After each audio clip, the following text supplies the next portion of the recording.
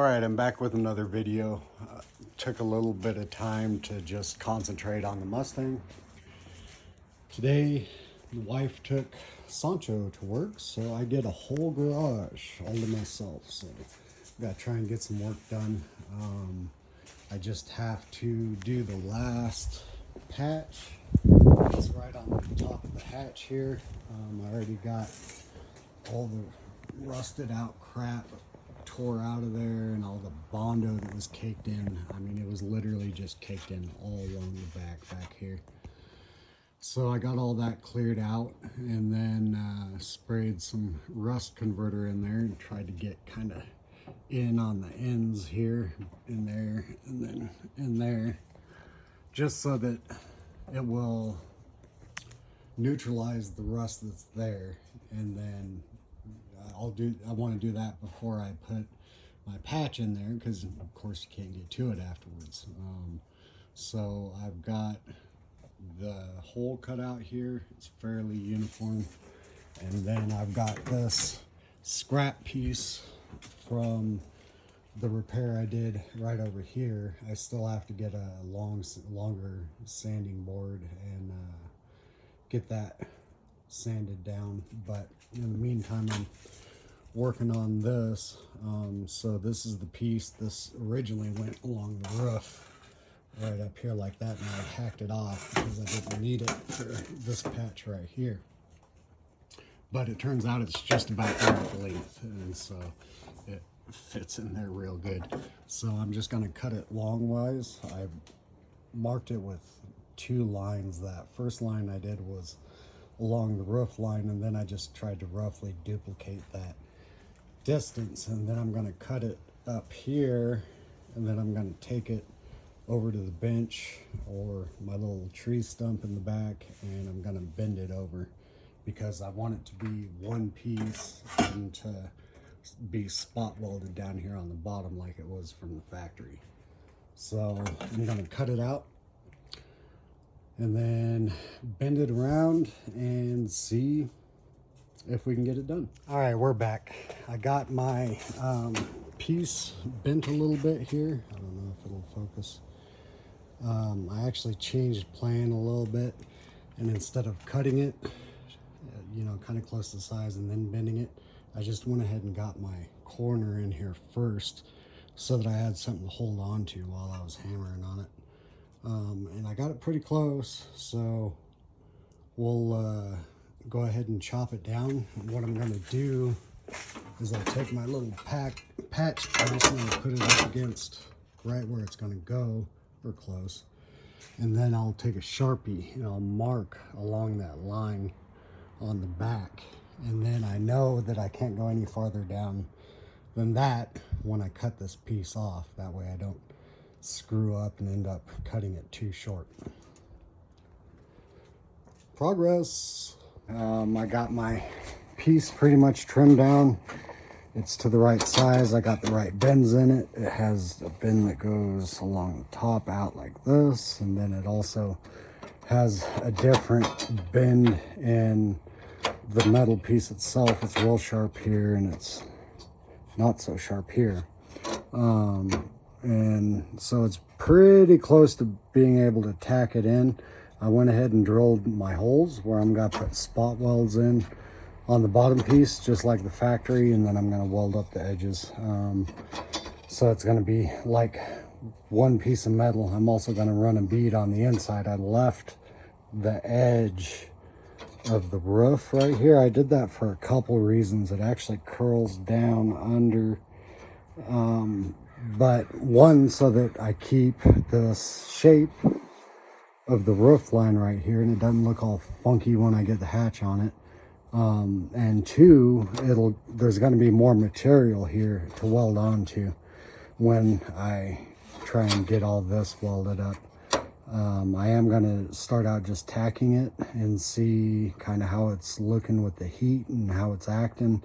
At most I might run a bead that's like under an inch at a time, and that way to hopefully not warp this out. So got that all marked, and here's Mrs. Jones. There Sorry. Here she comes. Ta-da! Impromptu visit of my YouTube video. Say hi, YouTube. Hey, YouTube.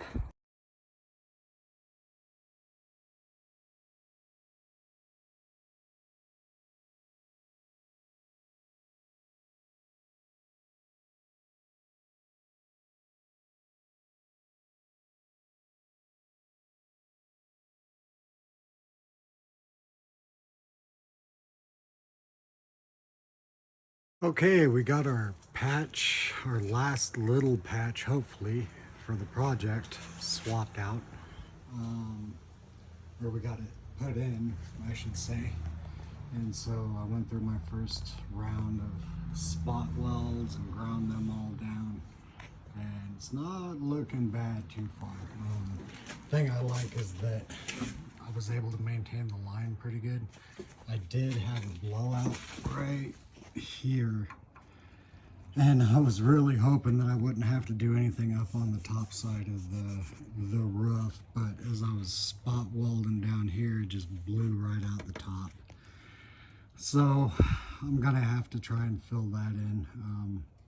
I don't like the idea of just having filler stuffed in there, so I ground it down a little bit extra right here so that I can fill this up with weld and make sure it's all sealed up, and then have enough room that I can put a little filler on top if the shape's not quite right.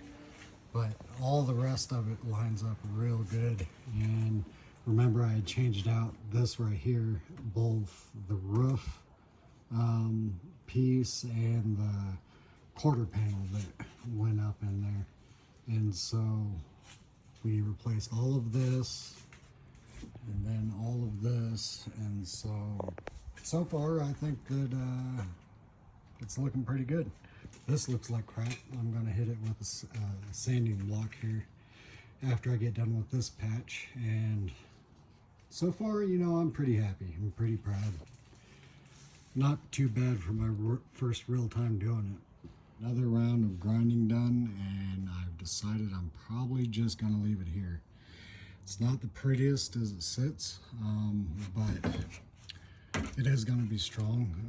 It's welded pretty good on both ends here. It's got some pinholes and stuff. Looks like crap.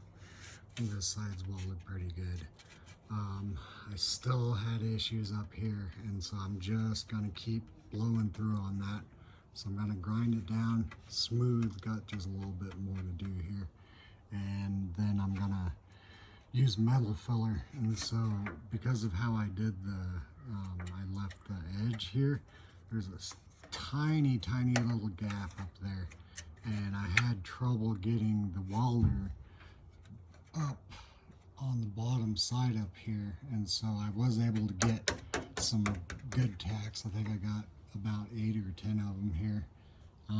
And then I'm going to use the metal reinforced filler just to fill up that difference. Then I'm going to smooth it out from left to right, and it should be good to go. And regardless, it's a lot better than rust holes with Bondo stuffed in it. So keep moving forward. We're going to get it painted. All right, well, I just peeled my butt off of the couch. Spent the morning getting the big dog, who is right there. Yeah, he's in trouble. Over to the vet's, and he decided to pee everywhere, and the dog has like a 1 gallon bladder, so that was a nightmare. And got done with all that.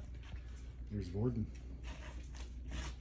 Got done with all that and sat on the couch for a while to get rested up. I hope you guys don't mind my mess of the house and the backyard and the garage. It's all kind of just madness around here. You guys coming? But today I finally got some sandpaper. So my wife was kind enough to hook me up with some, and so I'm going to be able to finish off the filler and then start flattening everything out. I'm gonna go around here, and I did do this part. There was a big dimple here and then just a couple little pits of rust. And I'm not gonna do the same process that I did over there just for that little bitty guy. So I cleaned it up real good, etched it, and then filled it, and then I hit it with sanding block, and it's pretty close. But after I'm done with that, and then sanding down my repair on this side, got my hatchback here.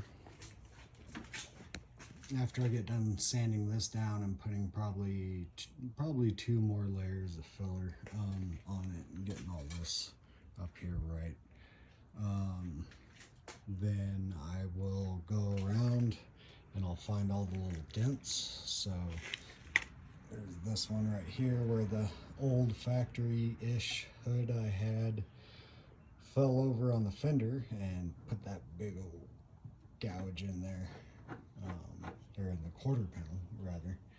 So I'll go around and I'll circle all these in Sharpie and find every little dent and ding and stuff like this, and then I'll just go around with my DA sander and I'll knock all this down. This, I'll knock this down and scuff it up real good, and then I'll go around and I'll fill all those in with filler, and then we'll just take and put everything back together, put the door, fender, bumpers, hatch back on, and we'll start sanding the whole car down. And hopefully at that point we'll be a little bit closer to spraying that beautiful Pacific Blue Pearl that I have gotten for it. I'll pop up a little picture.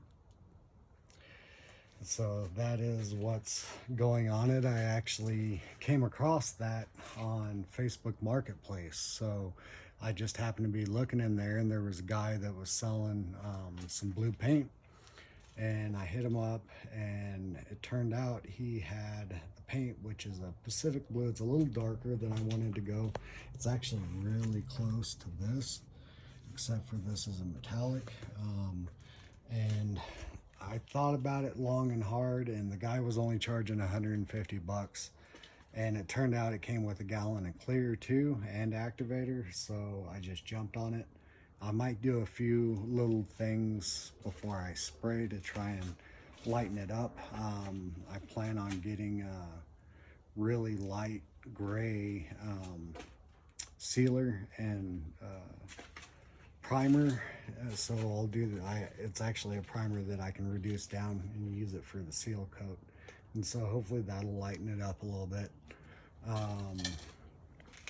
Main thing is just the work that you put into it ahead of time. With any kind of stuff like this, it's about how much work you put into the prep and making it all flat and you know, building up from there. So gotta work hard, keep working.